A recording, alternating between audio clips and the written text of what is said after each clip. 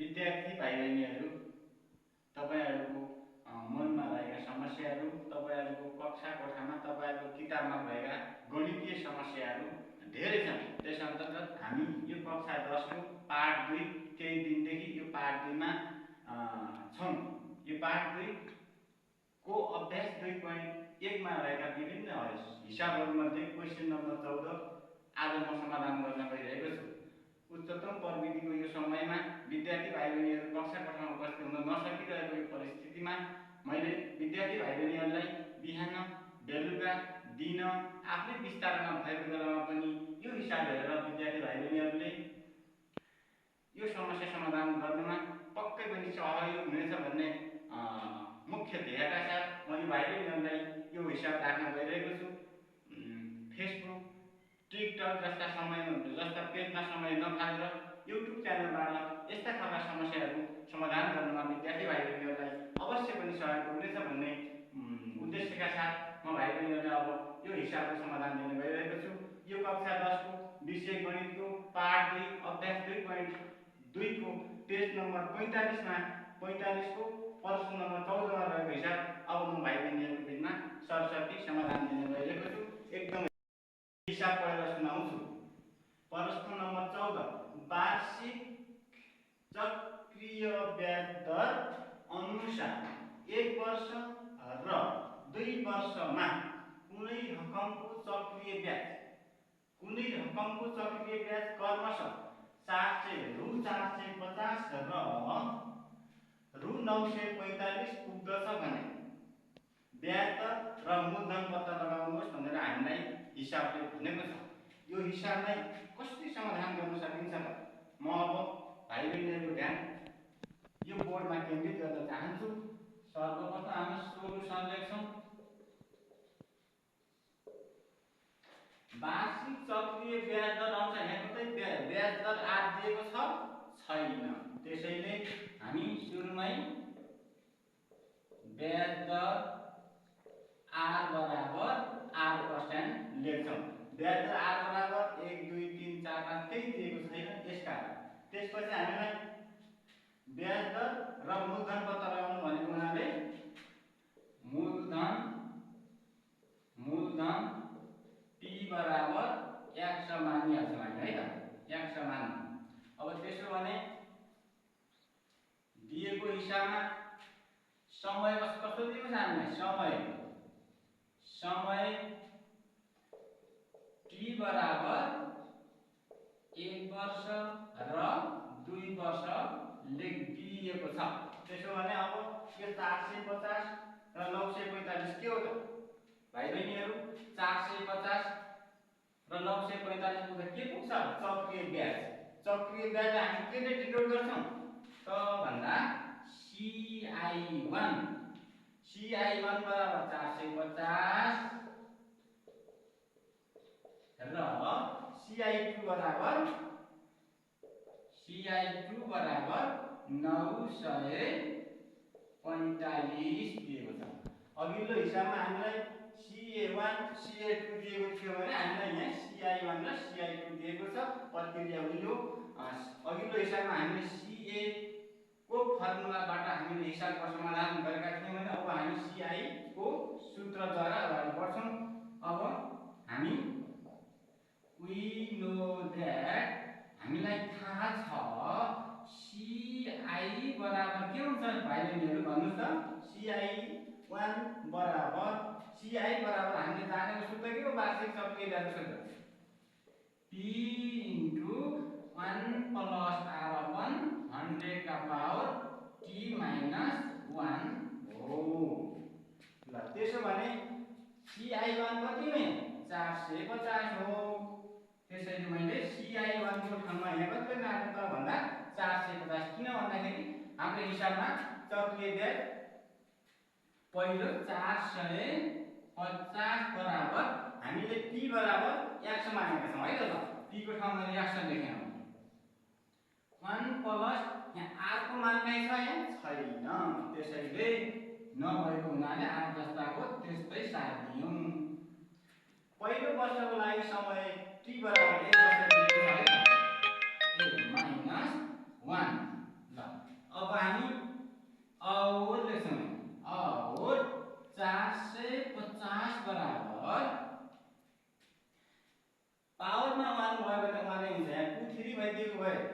सक्छौ। त्यसैले x into के भयो 1 प्लस r अपन 100 माइनस 1 भयो। ल यो प्लस 1 र माइनस 1 हामीले काट्न पाउँछौँ है त। त्यसो भने और 450 बराबर अब यो x ले r सँग गुणन गरौँ है त। x r भयो अपन 100 भयो। अब हामी यसलाई के भन्छौँ त भन्दाखेरि इक्वेसन फर्स्ट। ल भाइ बहिनीहरु यहाँसम्म बुझ्दै हुनुहुन्छ भन्ने मैले विश्वास लिएको छु। अब हामी ci1 को केसलाई हामीले यसरी लेख्यौं र अनि अन्तमा इक्वेसन फर्स्ट बनायौं। अब फेरि ci2 बराबर के हुन्छ फर्मुला सूत्र के हुन्छ वार्षिक चक्रीय ब्याजको सूत्र यहाँ पनि त्यही हुन्छ p इन्टु 1 प्लस r अपन 100 का पावर के t माइनस 1। ल भन्नुस् त भाइ बहिनीहरु ci1 को ठाउँमा हामीले 450 लेखेका थियौं भने अब ci2 को ठाउँमा कति लेख्छौं यो लेख्छौं। यो कहाँ छ यहाँ हिसाबमा दिएको छ है त। कहाँबाट आयो कसरी आयो भनेर डराउनु पर्दैन। त्यसैले 945 बराबर फेरि p बराबर हामीले मान्यौ x हो p को ठाउँमा x लेख्यौं। त्यसैले 1 प्लस r अपन 100 r को मान छैन त्यसैले r हामीले सारै राखेका छौं। कोष्टक बन्द गरेर t को मान कति हो यहाँ t बराबर अघिल्लो ci1 मा t को भ्यालु 1 हो भने अब कति हुन्छ यहाँ t बराबर 2 बस्नु भनेको हुनाले यहाँ पावरमा 2 भयो माइनस 1। ल अब यहाँ और दिन नभुल्नु है और 945 बराबर 1 प्लस r अपन 100 का पावर 2 छ यहाँ मान छ। यसलाई हामी a square minus b square को सूत्रमा राख्नु है त। ल हेर्नुस् त a plus b a minus b हुन्छ a square minus b square को सूत्र x इन्टु 1 प्लस r अपन 100 का पावर 2 माइनस 1 को स्क्वायर। हामीले यसलाई सूत्रमा दिन खोजिरहेका छौं।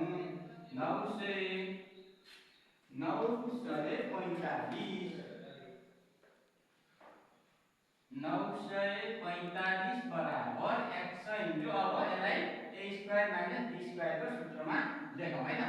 ल 1 प्लस r अपन 100 प्लस 1 यो भयो a प्लस b। अब a माइनस b बना 1 प्लस r अपन 100 माइनस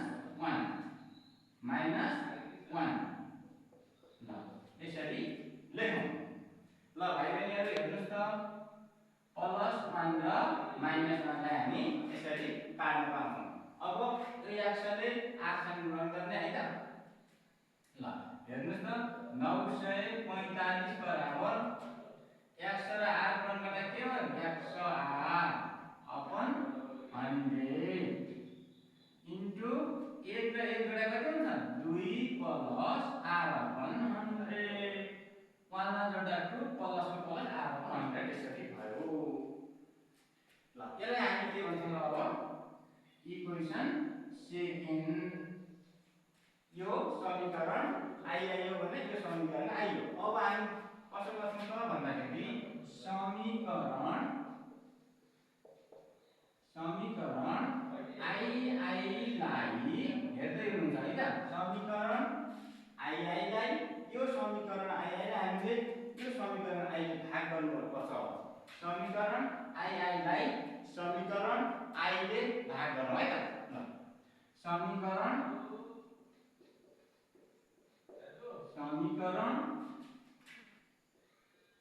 आई ले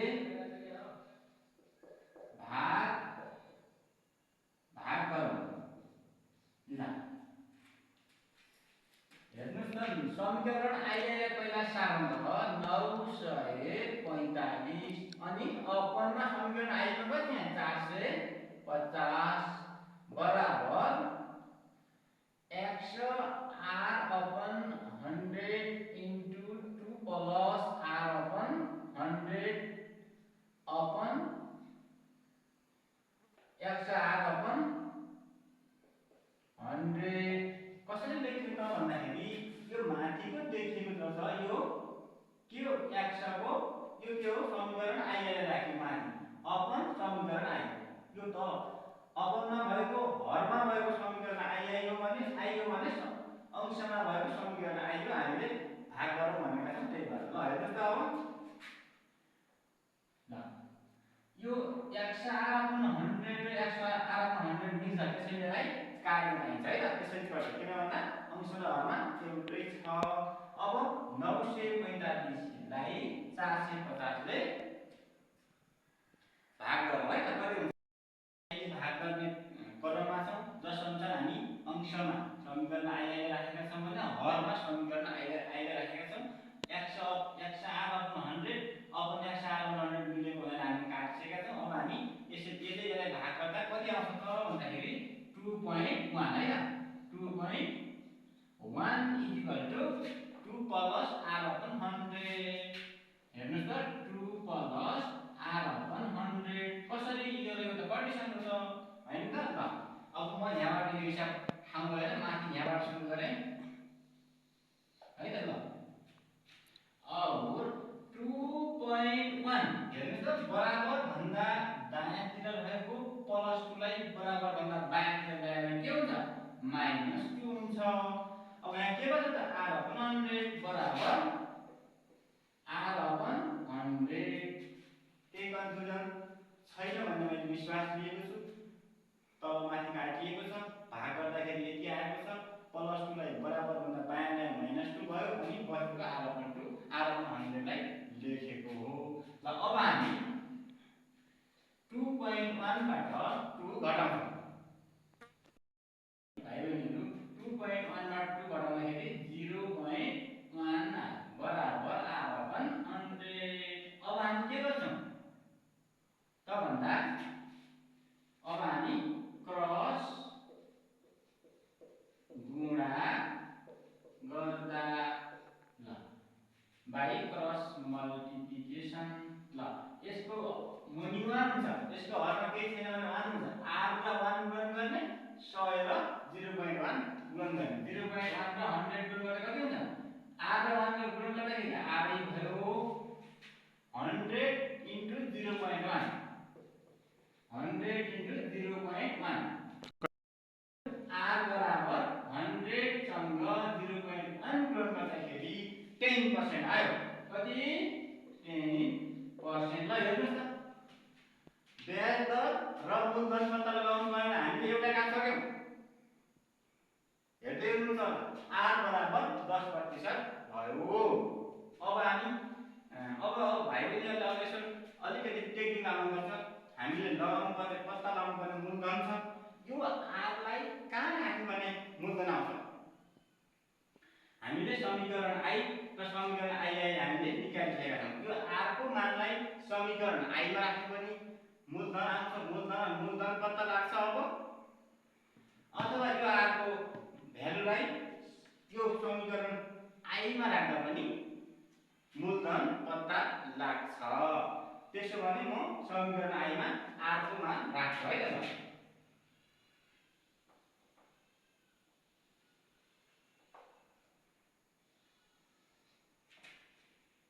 r को मान लाई समीकरण i मा ल्याउँ हैन i दुईटा नाम छ तर i मा राख्दाखेरि अलि लामो हुने भयो भने म छिटो गर्नु पर्ने भयो भने i मै राखे है त i मा राख्दा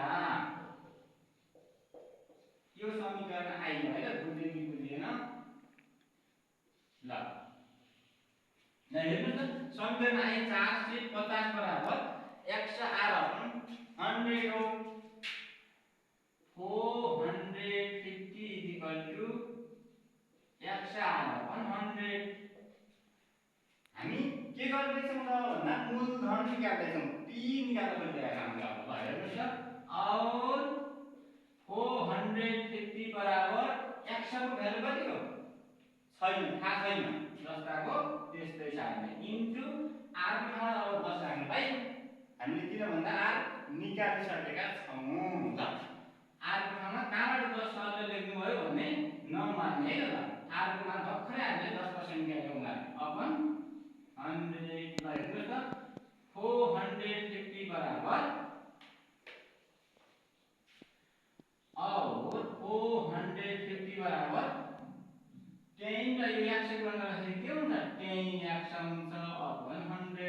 फेरि यस्तै कल्पना गर्ने हामीले हैन 450 का मूल्य 1 हुन्छ और 10x बराबर 450 इन्टु 100 गुणन गर्ने। अब यो गुणन गर्ने, यसले भाग गर्ने हो।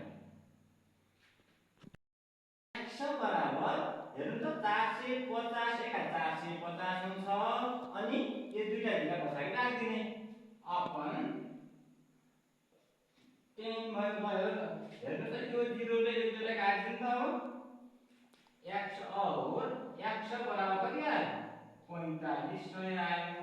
ल भाइ बहिनी x भनेको के हो, x भनेको हामीले के लेख्या छौँ सुरुमा मूलधन p बराबर x मानौँ भनेका छौँ भने अब x भनेको p हो। हाम्रो हिसाबले हामीलाई भाइ बहिनीहरु यति मात्रै हेर्ने का हामीले। हेर्नुहोस् त दिएको हिसाबमा हामीले ब्याज दर र मूलधन पत्ता लगाउनु पर्ने थियो। ब्याज दर 10% आयो, ब्याज दर 10% भयो भने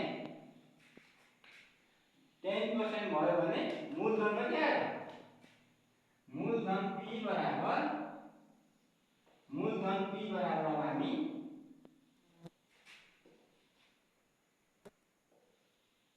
मूलधन p बराबर 4500 लेख्छौं रु 4500 p बराबर 4500 r बराबर 10% काट्न लेख्नु भएको है भाइ बहिनीहरुले। थाहा नभए अब मैले यसरी लेखेँ है त। एउटा एन्सर यो भयो भने अर्को एन्सर यो भयो। ल भाइ बहिनीहरुले यो हिसाबमा पक्कै बुझ्नु भयो होला र हिसाबसँग सम्बन्धित केही समस्याहरू भएछन् भने फेरि पनि कुरा गर्दै गरौँला। विद्यार्थी भाइ बहिनीहरुको घरमै बसेर यो खालको बुझाइमा सहजता आउनेछ र गणितीय समस्या समाधानका निमित्त विभिन्न विकल्पहरू मध्येको एउटा विकल्प यो पनि हो। अब अहिले हामी प्रत्यक्ष क्लासमा नभएको परिवेशमा यो खालको माध्यमबाट पनि विद्यार्थी भाइ बहिनीहरुको सिकाइमा वृद्धि हुनेछ। युट्युब च्यानलबाट यो हिसाबलाई हेरेर भाइ बहिनीहरुले आनन्द लिनुहोला भन्दै आजको क्लास पनि मैले यही बिट मारेको छु र फेरि यस्ता भाइ बहिनीहरुका चाहना बमोजिम इच्छा बमोजिम यसरी हिसाबहरू फेरि पनि यो पेजमा राख्ने यो च्यानलमा राख्ने भाइ बहिनीहरुलाई विश्वास दिलाउँदै आजको क्लासबाट बिदा हुन्छु। धन्यवाद।